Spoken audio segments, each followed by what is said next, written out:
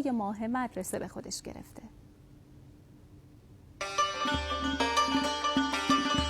یادش بخیر وقتی بچه بودیم پدر مادرمون میگفتن که آی بچه بازیگوش باید درس بخونی و یک کاره بشی. وقتی هم 1 سال قبل از رفتن به مدرسه شد پدر خدا بیامرزمون یه دست کت شلوار برامون گرفت و سیبیلاشو یه تابی داد و گفت ببین پسر شیطون بازیهات و شلوغیات دیگه داره تموم میشه. سال بعد مثل یک پسر 7 گوش کن باید بری مدرسه و درس بخونی.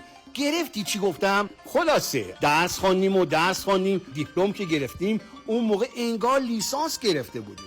گفتیم آخیش درس تمام شد که یهو بابایی گفت پسر کارت هنوز تمام نشده بازم باید درس بخونی و بری دانشگاه.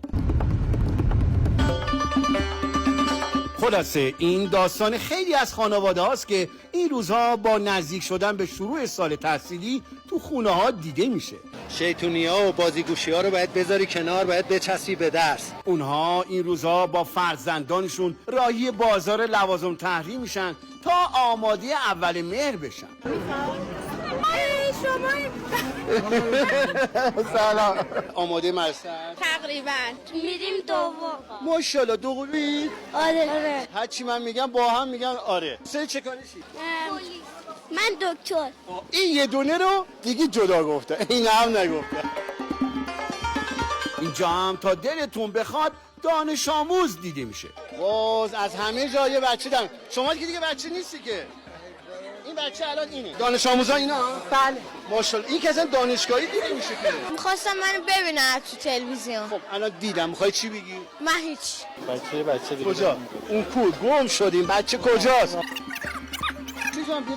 واویلا جورو برای چی آوردی اینجا؟ قربونت بشم. بیا. دانش آموز آینده. اونم چه دانش آموزایی. یکی خوشحال رفتن به مدرسه است. تو چندمی؟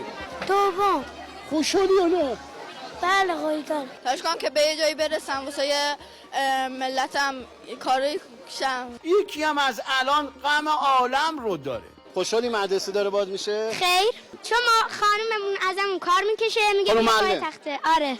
اوه چه کاری پای تخته؟ خیلی کاره. آره. هفته تا بعد دور بلند شید. یکی عاشق مداد رنگی است. خرید کردی؟ بله. اون یکی هم دلباخته انواع مداد و مداد تراش.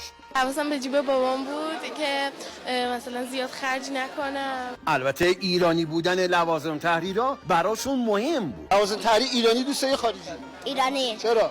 چون که برای کشور خودمونه. ایرانی خرید یا خارجی؟ ایرانی. چرا ایرانی؟ جنس ایرانی بهتره. خارجی اینجا اونام خوبن ولی ایرانی‌ها بهترن. چرا بهتره؟ چون ما ایرانی. نمادهای خارجی چیزی برای بچه‌های ما ندارن. جاش چیزی باشه که بچه وقتی هر رو نگاه میکنه ازش الگو بگیره. حسینی بای خبرگزاری صدا و سیما. در این سرزمین از گذشته تا به امروز هر جا پای کلمه عهد به میون اومده پشتبندش وفا هم بوده.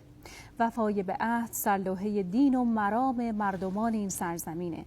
مردمانی که البته بدعهدی رو هم بر نمیتابند و مقابلش میایستند.